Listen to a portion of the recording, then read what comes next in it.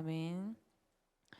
오늘 말씀을 봉독하겠습니다. 사도행전 24장 2절에서 9절 말씀입니다. 사도행전 24장 2절에서 9절 말씀, 거룩하신 하나님의 말씀입니다. 바울을 부르매 더둘로가 고발하여 이르되 벨릭스 각하여 우리가 당신을 힘입어 태평을 누리고 또 이 민족이 당신의 선견으로 말미암아 여러 가지로 개선된 것을 우리가 어느 모양으로나 어느 곳에서나 크게 감사하나이다. 당신을 더 괴롭게 아니하려 하여 우리가 대강 엽자옵나니 관용하여 들으시기를 원하나이다. 우리가 보니 이 사람은 전염병 같은 자라 천하에 흩어진 유대인을 다 소요하게 하는 자요 나사렛 이단의 우두머리라. 그가 또 성전을 더럽게 하려 함으로 우리가 잡아싸우니 당신이 친히 그를 신문하시면 우리가 고발하는 이 모든 일을 아실 수 있나이다 하니 유대인들도 이에 참가하여 이 말이 옳다 주장하니라. 아멘. 오늘 함께 나눌 말씀의 제목은 차라리 오히려입니다. 차라리 오히려 무슨 뜻일까요? 이것보다 저게 낫다라는 것을 말합니다. 차라리 이게 낫다, 오히려 저게 좋다라고 합니다.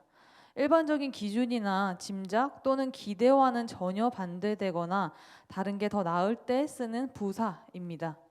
오늘 본문을 통해 우리는 우리가 살면서 마주하는 여러 상황들 속에서 차라리 무엇이 나은지, 오히려 무엇이 좋은 건지를 알아보려 합니다.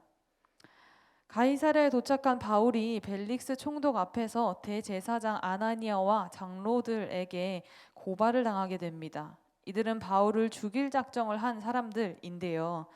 그러니까 이 재판에서 대제사장 아나니아가 원고이고 바울이 피고인 것입니다. 그런데 이 아나니아가 굉장히 유능한 변호사 한 사람을 고용을 하는데요. 바로 그 변호사가 더둘로입니다. 원어로는 더둘로를 변사라고 표현을 하는데요. 더둘로는 그 당시 가장 말을 잘하는 달변가였고 굉장히 똑똑하고 능력이 출중한 사람이었습니다. 그가 변호를 하면 웬만해서는 진 적이 없는 그 시대의 최고의 변호사였습니다. 그러니 대제사장과 장로들이 더둘로를 이제 변호사로 고용을 한 것입니다. 그런데 그런 자가 그 시대 최고의 변호사가 총독 앞에서 바울을 고발하는 고발문을 낭독하는 것이 오늘의 본문입니다. 얼마나 말을 청산유수처럼 잘했을까요? 오늘 본문 3, 4절에서 더둘로는 바울을 고발하는 그 첫 머리에 이렇게 말을 합니다. 각하의 어진 정치로 우리가 이런 태평성대를 누리고 각하의 선견으로 많은 것들이 개선되어 우리가 너무나도 감사하고 있습니다. 이렇게 합니다. 당시 로마는 많은 지역을 식민 지배하고 있었는데 이 벨릭스라는 총독은 로마에서 식민 지역에 세운 총독이었습니다. 그런데 이 벨릭스라는 자가 포악하기로는 또 얼마나 포악한지 벨릭스의 잔인한 폭정을 견디다 못한 유대 사람들이 곳곳에서 들고 일어날 그 정도였습니다. 그런데 로마가 식민 지배하는 땅에 세운 이런 악독한 총독에게 더둘로가 지금 뭐라고 말하고 있나요? 무슨 말을 하고 있을까요?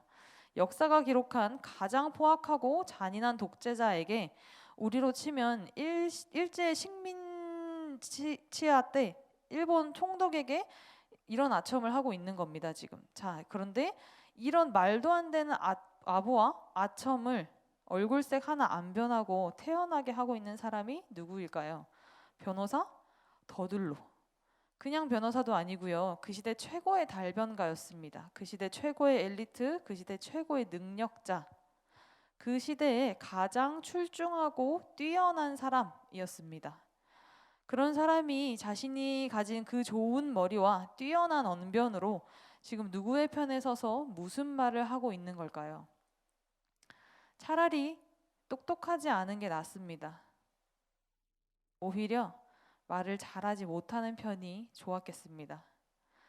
그가 대제사장과 장로들의 편에 서서 식민치하의 독재자에게 이런 말도 안 되는 아첨과 아부를 하며 바울을 고발하는 이유가 무엇 때문인지 아시나요?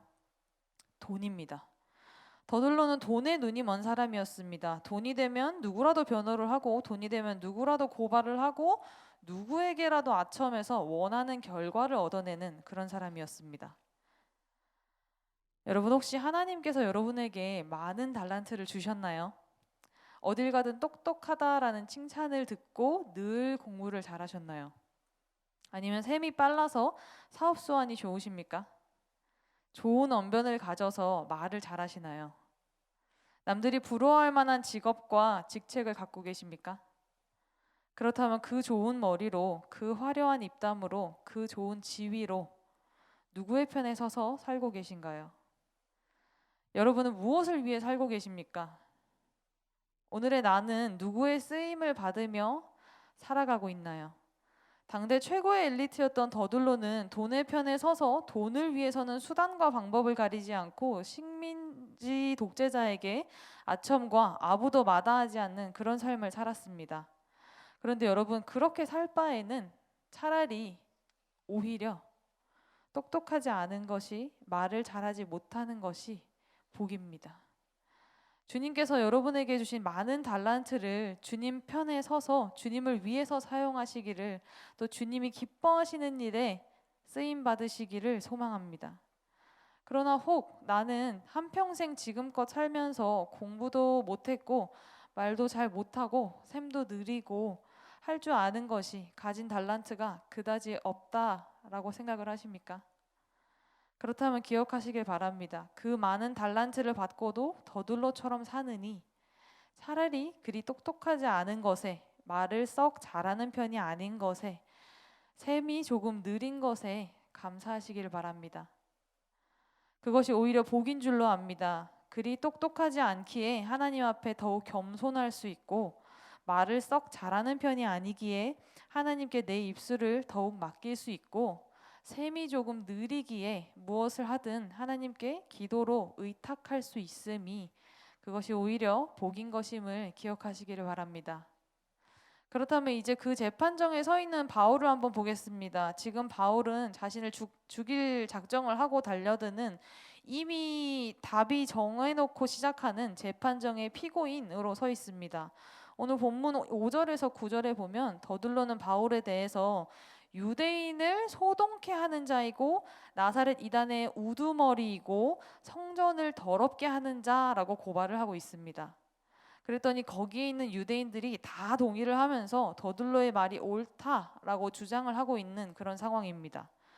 그런데 지금 더둘로가 고발한 이 세 가지가 당시에는 사형에 처해질 만한 그런 죄들이었습니다. 먼저 바울은 유대인을 소란하게 하는 자다, 폭동을 일으키게 하는 자다라고 고발을 합니다. 당시 로마 제국은 식민지하 사람들이 그저 잠자코 조용히 살기를 바랬습니다. 그렇기 때문에 이 폭동을 일으키게 하는 선동죄는 사형감이었습니다. 그런데 심지어 그 폭동도 바울이 일으킨 것은 아니었습니다. 뒤집어 씌운 거죠. 그리고는 또 바울을 나사렛 이단의 우두머리라고 합니다. 바울을 스스로 유대인의 왕이라고 자처했다가 십자가에 처형당한 나사렛 예수를 믿는 이단의 우두머리라고 이제 몰아붙이면서 이자도 반란을 일으킬 수 있는 그런 위험한 인물입니다라고 말을 하고 있는 겁니다. 마지막으로 또 하나는 성전을 더럽게 했다라며 성전 모독죄를 뒤집어 씌웁니다. 당시 이 성전 모독죄는 사형에 처해지는 중죄였는데요. 이렇게 지금 바울에게 사형에 처해질 만한 모든 죄를 뒤집어 씌우고 거기에 모인 모든 유대인들이 동의를 하며 옳다라고 주장을 하고 있는 그런 상황입니다.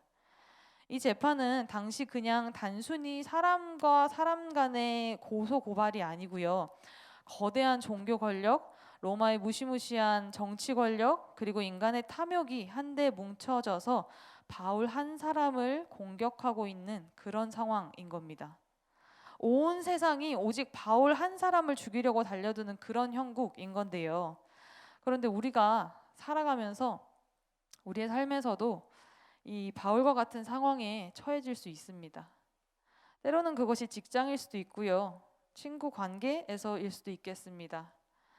그런데 여러분 만약 지금 그런 상황 가운데 여러분이 있으시다면 차라리 혼자인 것이 낫습니다. 오히려 혼자인 것이 복입니다. 내가 저 대제사장 아나니아와 장로들 그리고 더둘로 같은 자들과 한패가 아니라 예수의 이름을 힘입어 그들 앞에 홀로 서 있는 바울과 같은 처지임이 오히려 복인 것입니다. 바울이 그 상황에서 두려움에 벌벌 떨었을까요? 위축되고 주눅 들었을까요? 전혀 아니었습니다. 내가 하나님을 의지하고 하나님과 동행하는데 저들이 나를 공격하고 덮어씌우고 몰아세운다면 우리는 영적인 눈을 뜨고 그 상황을 바라볼 수 있어야 합니다. 오늘 본문 5절에 더둘로가 바울을 고발하면서 바울을 뭐라고 칭하는 줄 아십니까? 이 사람은 전염병 같은 자라라고 말을 하고 있습니다. 여러분, 전염병이 무엇일까요? 전염병. 사실 성경에 그동안의 성경에서 전염병이라는 단어가 나와도 잘 안 와닿을 수 있었습니다. 그러나 우리가 지금 현재 코로나19 시대를 살아가는 오늘날에는 이제 전염병이 얼마나 무서운 병인지를 우리가 알아버렸습니다. 얼마나 무서운 속도로 퍼져가는지 그 전 세계가 전염병 하나로 2년이 넘도록 마비가 돼버리는 것을 우리가 몸소 겪고 있기 때문에 이제는 전염병이 얼마나 무서운 것인지를 잘 알아버렸습니다. 그런데 더둘로가 바울더러 전염병 같은 자라고 말을 하고 있습니다. 이게 무슨 뜻일까요? 저들이 바울을 두려워하고 있다라는 말입니다. 바울을 죽이려고 온 힘을 다해 쏟아붓는 중에 실은 저들의 마음에는 바울을 향한 두려움이 있는 것입니다. 바울이 무서웠던 겁니다. 바울이 전하는 복음이 그 당시 로마 제국 전역으로 단 몇십 년 만에 빠르게 번져나가는 것을 보면서 저들은 두려웠던 겁니다. 바울을 향해 죽일 듯이 달려드는 그 어둠의 권세들은 실은 하나님과 함께하는 바울이 무서웠던 겁니다. 이 영적인 눈이 띄어진다면 살면서 주변의 모든 것들이 나를 공격한다 느껴질 때 우리는 두려움과 염려, 걱정과 불안, 그리고 위축이 아니라 담대함으로 어둠의 권세와 맞설 수 있는 것입니다. 그 거대한 정치 권력과 종교 권력이 단 한 사람 바울을 죽이려고 작정한 그 상황에서 바울은 결코 두려워하지 않았습니다. 왜일까요? 바울에게는 하나님을 믿는 굳은 믿음이 있었기 때문입니다. 오히려 바울을 전염병과 같은 자라며 두려워한 것은 저들이었습니다. 여러분이 오직 하나님만을 바라보고 하나님을 위해서 살아갈 때에 어둠의 권세는 결코 그런 사람들을 가만히 두지 않습니다. 그것이 당연한 영적 세계입니다. 그렇기 때문에 내가 세상을 살면서 아무런 어려움도 없고 아무런 시련도 없다면 오히려 한 번쯤 돌아봐야 하지 않을까라는 생각이 듭니다. 내가 사단이 건드릴 필요조차 없을 만큼 하나님과 멀어진 삶을 살고 있는 것은 아닐까라는 거죠. 그런데 혹 지금 나의 삶이 사방팔방에서 나를 무너뜨리려는 사람들 뿐이라면, 그래서 홀로 그 공격의 한 가운데 서 있다라면, 그렇다면 내가 그런 자들과 한패가 아닌 것이, 그래서 내가 홀로인 것이 차라리 낫습니다. 오히려 그것이 복인 줄로 압니다. 내가 하나님과 늘 동행하며 하나님을 의지하고 걷는 중에 주변이 온통 나를 공격하고 덮어씌우고 숨통을 조여 온다면 그 상황만을 바라보며 위축되거나 두려워하거나 불안해하지 않으시기를 바랍니다. 그것이 저들이 하나님의 사람 바울을 전염병과 같은 자다라고 칭하며 오히려 두려워했던 것처럼, 그래서 두렵기에 더욱 거센 공격을 퍼부었던 것처럼 하나님만을 바라보며 걷는 나를 오히려 두려워하는 사단의 공격임을 깨달아서 차라리 혼자인 것에 우리가 감사하며 어떤 상황에서도 바울처럼 결코 두려워하지 않고 오히려 기도로 당당히 어둠의 권세들에 맞설 수 있으시기를 간절히 소망합니다. 기도하겠습니다. 하나님 아버지, 이 새벽 주님의 말씀을 들었습니다. 주님, 저에게 많은 달란트와 능력을 주신 것에 감사합니다. 그러나 그것들로 사람을 죽이는 일에 사용하지 않게 하시고 사람을 살리는 일, 하나님을 기쁘시게 하는 일에 쓰임받게 하여 주시옵소서. 주님, 저에게 많은 달란트와 능력을 주시지 않은 것에 오히려 감사합니다. 그러하기에 하나님 앞에 더욱 겸손할 수 있고, 그러하기에 하나님께 더욱 내 입술을 맡겨드릴 수 있고, 그러하기에 무엇을 하든 하나님께 기도로 먼저 의탁할 수 있음에 오히려 감사합니다. 주님, 내가 홀로인 것에 감사합니다. 거짓과 탐욕으로 한데 뭉쳐져 악을 행하고 남을 공격하며 사람을 죽이는 무리들 가운데 있지 않게 하시고 하나님을 의지하며 오히려 홀로 있게 하심에 감사합니다. 주님, 이 시간 저의 모든 발걸음이 바울의 걸음과 같게 하셔서 어둠의 권세들이 얕보아 건드리지 않는 힘없는 크리스천이 아닌 어둠의 권세들이 오히려 두려워 떠는 견고한 주의 제자가 되게 하여 주시옵소서. 오늘도 우리의 예배를 받으시니 감사드리며 예수 그리스도의 이름으로 기도드립니다. 아멘. 이 시간 다음과 같은 기도의 제목으로 기도드리겠습니다. 지금 들은 말씀이 내 삶으로 이어지게 하옵소서. 코로나로 신음하는 온 세계 열방을 불쌍히 여기사 주의 긍휼을 베풀어 주시옵소서. 혼란한 시기에 오직 하나님께 붙들림 받은 말씀 삶 공동체가 되게 하옵소서. 질병으로 고통받는 환우들에게 치료의 은혜를 베풀어 주시옵소서. 다음 세대 교육부 겨울 성경학교가 진행되는 가운데 은혜로 이끌어 주시옵소서. 이와 같은 제목으로 함께 기도하겠습니다. 사랑해 주님 아버지, 감사합니다. 하나님의